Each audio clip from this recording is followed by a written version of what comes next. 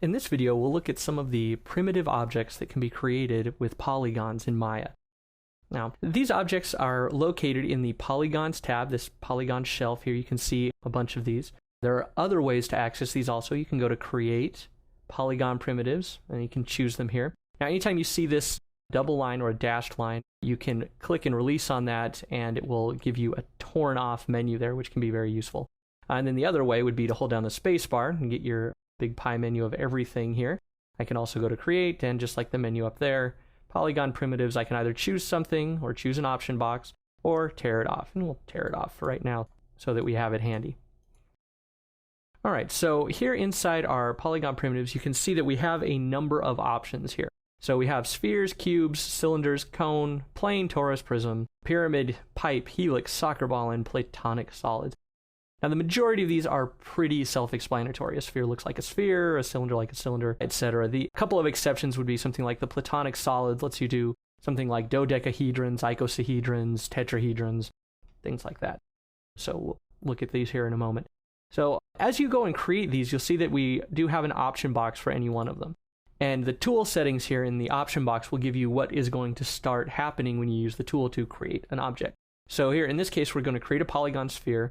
You have single click settings. So if I just click on the grid, it's going to do what's in here. So if I click on the grid here, it's going to give me a 1 unit sphere, which I can zoom in on here. And it has 20 sides and 20 subdivisions around. So if I go back to this and let's change this up to 24 and 16, just change this up a little, and I'll make my radius about twice that. Now if I click, I will get a new sphere that will keep the settings that I had then in the option box. Now the other option that you do have is to click and drag. So if I just click out, instead of just clicking and releasing, I will drag out something. And with the sphere, you're just going to drag the radius. So it's going to stay the same X, Y, and Z. It's just going to stay an even radius. And then you release, and it's the same as essentially clicking once you do that. So let's go ahead and get rid of these. Command X will delete objects. So let's go back here to the option box. We can see that there is another option down here after creation settings. So if I turn on adjust subdivisions, and now I can click and drag out. Now it will allow me to click and drag to do my subdivisions on the height. So I can say more or less. And then after I release that, I click and drag to do the subdivisions radially around it, the axial subdivisions. Okay. And this is a setting that will be common across all of our polygon creation tools here. So let's go ahead and get rid of that guy. And let's look at a cylinder. So again, if we scroll down the bottom, you can see I can adjust subdivisions, and then I can adjust cap subdivisions because I have another option here. So I can click and drag. Since this has more than one independent direction, first I drag out the radius, and then I click to drag out the height. And now I can click to do the number of subdivisions vertically. And then with the next click, I will do the number of subdivisions around it axially. And then I can click and do more subdivisions along the cap. So I can go from 0 subdivisions, which just gives you a big multi-sided polygon or an n-gon along the top, or I can drag that out and get more subdivisions along the cap. All right. So now most of the other tools here will kind of adhere to those settings. You'll have a few options that you can choose from that you can do after your creation settings, depending on how many different options there are. So if you have something like a cap, if you have length and width settings, those are there. You can also just choose to adjust these here. Now, the cool thing is that objects are created in Maya with a construction stack. So let's go ahead and hide the tools there. I'm going to bring up the attribute editor for this cylinder. With the cylinder selected, I have a number of different tabs that relate to the actual shape of the cylinder. So P cylinder 1 will give me the general transform settings, so where this item is located. So right now it's 0.022 on the X. I'm going to zero that out. Let's zero out and zero out on the X, Y, and Z. So now it's existing in the middle of space. I can press the A key to center in on that object. And then you can see it has rotation values, 0, nothing is set for those, and nothing different than the default scale is set, so 1, 1, 1. Okay, and then if I go over to the polycylinder shape, this has some more advanced options. that allow you to change the way that the object actually renders.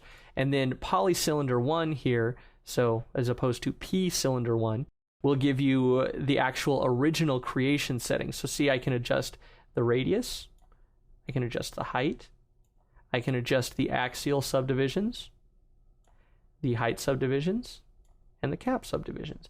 And I can also choose here to round the cap off, which will give you kind of a pill shape.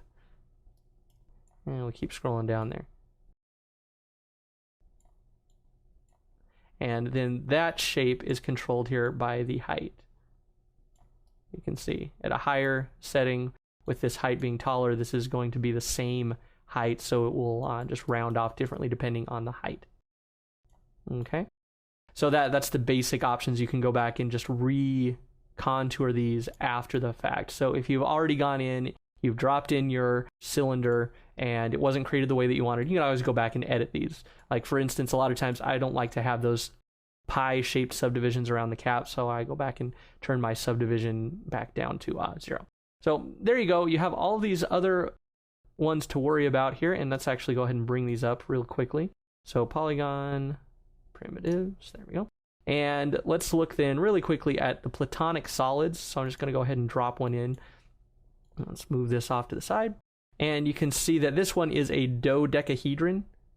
So you can also change to an icosahedron, which is all triangles, an octahedron, which is 8 sides with triangles, and a tetrahedron, which is a perfect pyramid, 3 sides in all directions. And you have all the different controls for that. So let's go ahead and delete that. And the other ones that are kind of interesting but different, a pipe is just like a cylinder, but it has a hole in the middle. So you can see there's the hole. And then at the end, you click to drag and adjust the hole thickness on that. Then a torus, which is kind of a donut.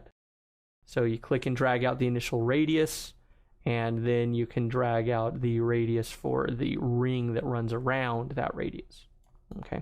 And if you go to the option box on any of those, you'll get similar controls, and you'll get the controls of all these things that you also see over here under polytorus 1 here.